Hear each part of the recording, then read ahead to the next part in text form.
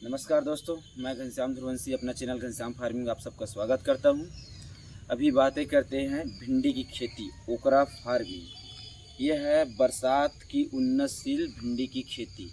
हम लोग बरसात की उन्नतशील भिंडी खेती कैसे करें, इसमें फर्टिगेशन शेड्यूल क्या होना चाहिए, स्प्रे शेड्यूल क्या होना चाहिए, बीज का मात्रा क्या होना चाहिए, बेसल का डोज क्या होना चाहिए, इन सभी चीज़ों में हम लोग बारीकी से चर्चा करेंगे। और वीडियो में डिटेल से आपको प्रोडक्शन कैसा है और मैनेजमेंट कैसा है, इसके विषय में हम आपको डिटेल से अपडेट कराते हैं। बातें करते हैं सबसे पहले भिंडी की खेती।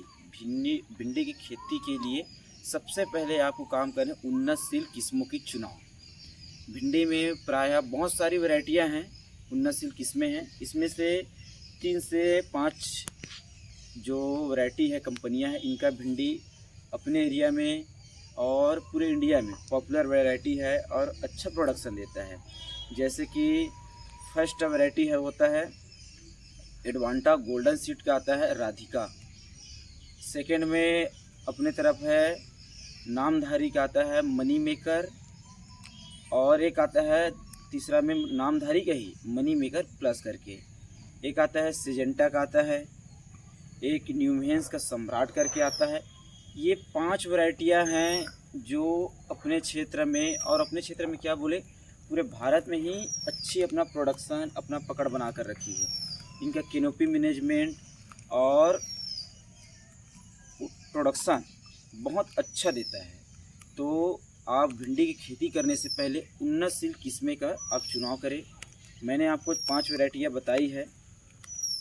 राधिका हो गया और नामधारी का मनी मेकर प्लस और मनी मेकर, ये अपने तरफ बहुत ही पॉपुलर वैरायटी और अच्छा प्रोडक्शन देता है। तो इन्हीं के विषय में बात करते हैं। दूसरा हो गया बुआई का समय। बरसाती भिंडी के लिए सबसे अच्छा समय बुआई का होता है जून, जुलाई और अगस्त। यदि आप अगेती बरसाती भिंडी खेती करते हैं तो आप जून में कर सकते हैं, मध्यम में आप जुलाई में उसका सीडलिंग कर सकते हैं, और पछेती भिंडी का खेती करना चाहते हैं, बरसाती पछेती भिंडी खेती, तो अगस्त में सीडलिंग कर सकते हैं। और तीसरी टॉपिक हो जाता है बेसल। बुआई करने से पहले ज़मीन की तैयारी या उसमें बेसल हम कौन कौन से डालें। तो भिंडी एक लंबा समय चलने वाला क्रॉप है, तो इसको अच्छी उपजाऊ क्षमता वाली ज़मीन चाहिए। पकड़ ज़मीन में माइक्रोन्यूट्रिएंट का, फर्टिगेशन का, फर्टिलाइज़र का उसमें उपलब्धता ज़्यादा होनी चाहिए। ऐसी मिट्टी का चुनाव करना चाहिए, जैसे कि हो गया अपना काली मिट्टी हो गया, काली दोमट मिट्टी हो गया, बालुई मिट्टी हो गई। और इसमें आप बेसल डोज के रूप में ले सकते हैं, जो अपना देसी सड़ा गला गोबर का जो खाद होता है वो सबसे बेटर होता है मिट्टी का उपजाऊ क्षमता बनाने के लिए। इसके लिए आप प्रति एकड़, मैं बता रहा हूँ 1 एकड़ के हिसाब से, प्रति एकड़ आप 4 से 5 ट्राली सड़े गले जो अपना देसी गोबर खाद है उसका उपयोग करें। उसके बाद रासायनिक खाद है। रासायनिक खाद में 1 एकड़ के लिए 2 bag SSP single super phosphate, 2 bag 1 quintal होता है, 2 बैग आप एसएसपी लीजिए। 1 बैग उसमें आप डीएपी डाई अमोनियम फास्फेट लीजिए। उसमें 1 बोरी 1 बैग पूरा उसमें एमओपी म्यूरेट ऑफ पोटास इसको लीजिए। उसमें आप डाल दीजिए ½ kg यूरिया। और यदि मिलता है तो एरिस कंपनी का आता है, मल्टीप्लेक्स कंपनी का आता है और महादन कंपनी का आता है। इसका जो माइक्रोन्यूट्रिएंट का कम्बो किट आता है 25 kg 21 kg का जो बैग आता है, उसको 1 बैग ले लीजिए। इसको सभी को मिक्स करके अपने पूरा फील्ड में बिखेर दीजिए। उसके बाद आप बेड का रेजिंग करिए, या फ्लड लगाते तो फ्लड में करिए। तो इसको आप बेसल डोज के रूप में सड़ी गली गोबर का खाद और जो रासायनिक खाद बताए उसी क्वांटिटी में आप रासायनिक खाद करके इसको बेसल डोज के रूप में उपयोग कर सकते। इसके बाद आप भूमि का बेड रेजिंग करिए। बेड रेजिंग के बाद फिर सीड लगाइए। तो सीड की क्वांटिटी कितनी होनी चाहिए? 1 एकड़ के लिए सीड का क्वांटिटी 1.5 kg से 2 kg लगता है। चाहे आप बेड में लगाइए या फ्लड में लगाइए, तो आपको 1.5 से 2 kg बीज की आवश्यकता होगी। तो पौधे से पौधे की दूरी क्या होना चाहिए? बेड से बेड की दूरी क्या होनी चाहिए। तो इसके लिए बेड से बेड की दूरी 3 फीट और बेड की चौड़ाई 3.5 फीट या 3 फीट रखिए। बेड का हाइट जो होता है उसको आप 1 फीट रखिए। तो इस माप में इस माप में आप लगाते हो भिंडी तो आपको 1.5 से 2 केजी बीज की आवश्यकता होगी। अभी बातें करते हैं इसमें स्प्रे शेड्यूल का। स्प्रे शेड्यूल है जैसे कि आपका भिंडी का बुआई हो गया, भिंडी के बुआई के बाद आप कौन कौन से स्प्रे करें। तो सबसे पहला रहता है पत्ता चबाने वाला या तना को काटने वाली इल्ली के लिए, उसके लिए आप इमामेक्टिन बेंजोएट का उपयोग करिए। उसके बाद जैसे आपका पौधा 20 से 25 दिन होता है तो आप जम एडवायर का उपयोग कीजिए। उसके बाद थोड़ा और बड़ा हो जाता है, जब आपका पौधा समझो 30 से 35 दिन या 40 दिन का होता है तो इस अवस्था में वाइट फ्लाई का अटैक बहुत ज़्यादा बढ़ जाता है।